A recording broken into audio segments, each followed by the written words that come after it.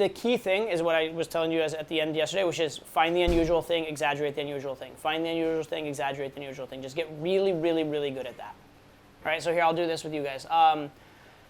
The question, I'm gonna go around. I'll go around 1, 2, 3, 4, 5, just all the people on the couch. 1, 2, 3, 4, 5, 6, 7, 8. David doesn't count. So 8 of you, right? I'm just gonna ask, what do you do for fun? You're gonna answer. I'm gonna tell you what I think is unusual, and then I'm gonna tease about it. So I'm gonna do question, answer, tease, but I'm gonna actually verbalize instead of just giving you the tease. I'm gonna give you my thought process and then the tease for each one. Make sense? So you just see how I'm thinking about it. What do you like to do for fun? Fitness. Cool. So the thing that I think is interesting about that is, like, fitness is whatever, and there are teases there. But the thing that I think is interesting about that is the hesitation and the head shake and the kind of like whatever about it, as though he's like unsure of himself, or like it's not a very good answer or something like that. Like, don't be so insecure. That's a fine answer. I don't know why you're so embarrassed about it, right? So that's what I noticed was thing. If I wanted to do fitness itself, the idea that fitness is fun. A lot of people hate doing fitness, and like in sports, doing fitness was the punishment. So most people's punishment is his fun. What the fuck does that say about him? Is he a masochist? Is he weird? Whatever, right? So there's two different unusual things. But the one I would go with is his delivery was unusual. Make sense? Those are two unusual things. That's the tease on it. What about you? What do you like to do for fun? I like to write. You like to write, right? The way he said that in this like staring at me way, it is almost like I like to write in knife point on prison walls before I shank you, essentially. That was like the most like dangerous I like to write that I've ever seen in my entire life. I like to write your fucking obituary. All right. If you make like sexual, what kind of write or something like that? Is that Huh? As in like writing a romance novel or something? Yeah, or what do you something mean? like that. But if you make it sexual, is that the problem? Or? It could work. It could work if that's what you think was unusual about it, right? What you did though, and this is fine in a way.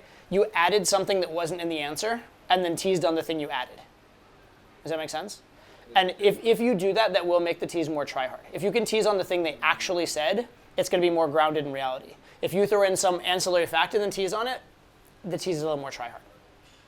Because he didn't say any, like, there was nothing in what he did that reminded me in any way, shape, or form of a romance novel. So injecting romance novel and then teasing about it, it's a stretch. What you're looking for when you're about to tease, or when you are about to flirt, or when you are about to do push-pull, what is that make you do a push-pull, or make you do a flirt or tease? How do you know when to say like the right thing? Of course, I know that 20 years of experience, that's probably the answer. So in all these cases, it's coming from what's the unusual thing, what's the thing I'm teasing on, and then it's a little bit where I'm at in the interaction, as in, am I trying to tease or am I trying to flirt?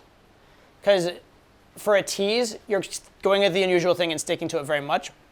For a flirt, you're bringing in an additional factor, which is the relationship between you and her. And so if you're trying to really establish that relationship, I lean towards more of a push-pull or even like a neg. Whereas if you're just trying to be lighthearted and fun and break rapport a little bit, then I'd go with just a tease. Does that make sense? Yeah. But yeah, a lot of it's going to come from what is the unusual thing. Like, what is the unusual thing and what is its nature? All right. For you, we'll go to you. What do you like to do for fun? I like to play with my dog. I'm glad you said dog at the end because I was imagining something much, much, much more inappropriate when you were halfway through that sentence. Yeah. Or actually, if I wanted to, if I wanted to, I could mishear that. Like in hindsight, like, you like to play with your dong? What? I hope not in public, right? You could actually mishear it as a misinterpretation too, potentially. What if someone says something super wholesome, like helping out at animal shelter? Would you tease them on that, or would you let it slide? Like, this isn't the job application. Like, I want to actually get to know you, so don't fucking lie to me. Like, that is the most fucking politically correct thing I've ever heard. Yeah, okay. Oh, like, yeah. If we're gonna be friends, you're gonna have to think for yourself a little more. Okay. Got it. Yeah. You can do that if you want to. Yeah. Makes sense. All right. What do you like to do for fun? I like to play soccer. You like to play soccer? You saying soccer and having that accent, I feel like you've never fucking touched a soccer ball, right? Shouldn't it be football? But the unusual thing is he said soccer, which is a very American way of saying it. And he does not have, even if you were in the United States with that accent, you shouldn't be saying soccer. You should be saying football, right? So there's an incongruence there, so I'm going to tease you on that incongruence. So sorry, I did the tease before explaining it, but that was the thing that was unusual, was using the word soccer to describe it. If you make a statement, they respond and you tease, fine. They tell a story, you tease, fine. Whenever they're giving you information, there's going to be something unusual in that information. As in, this girl will have told the story different than any other girl on the planet would. Or her response is different than, if you ask 10 people that question, you get 10 different responses. So her response is by definition unusual. Right? Find the unusual thing, tease on it. Right? And if you can tease in this boring question, boring answer, tease format, the other stuff you're getting in real game is so much easier. Because you're getting long stories where there's tons of stuff to tease. Or you make a statement and they're like already being defensive and giving you extra information. That's really easy to tease on. Make sense? But every single time they're opening their mouth and giving you information, they're giving you gifts. They're giving you, here's so many chances to tease me. Anytime you ask a question, as soon as it leaves your mouth, you should be thinking, I'm going to tease on what comes back. Right? Or at least, if not tease, I'm going to have a very strong, interesting opinion. Like, ideally tease, but if not, have a strong, interesting opinion on what comes back. But you're not going to follow it with another question. Okay? All right. You're up. What do you do for fun? Yeah, hang out with friends. You hang out. Oh my God, you have friends? Sorry. That's actually just a formulaic one. So I didn't even give a reason. That was just a formula one. But I like to hang out with friends. If I was to go with the what's unusual about it thing, what's unusual about it is how not unusual it is. Like every single person, that is the most boring, typical, basic answer possible, right? And so I'd be like, that is the most boring, basic answer.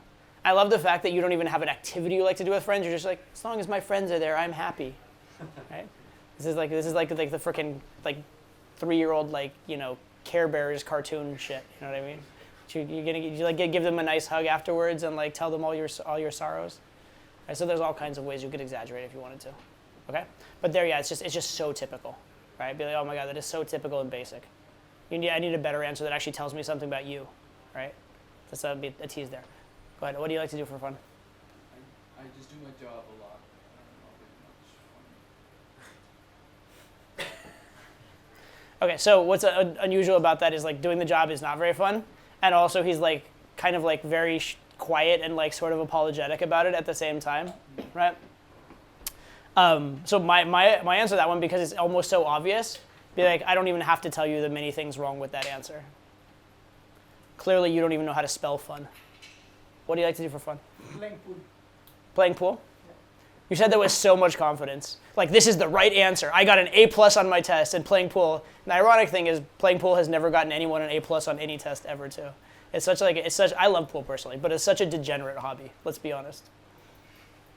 Right? There you go, right? So what's unusual about it was like how excited he was about it, so I tease on the excitement. Make sense? But I'm finding what is the unusual thing in the answer. Cool? And here's another thing. Were all those teases brilliant? No. Some were good. Some were kind of meh. Would they work in set? Yeah, for the most part. Right? They don't have to be perfect. If you have the attitude of a tease, like you clearly were making an attempt to tease and you're being playful, that's usually enough, even if the actual tease isn't that brilliant.